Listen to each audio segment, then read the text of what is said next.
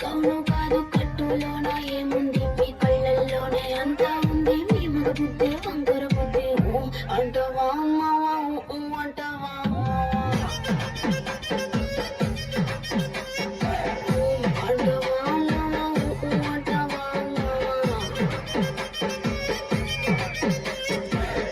తెల్లగుంటే ఒకడు తెల్ల కిందులవుతాడు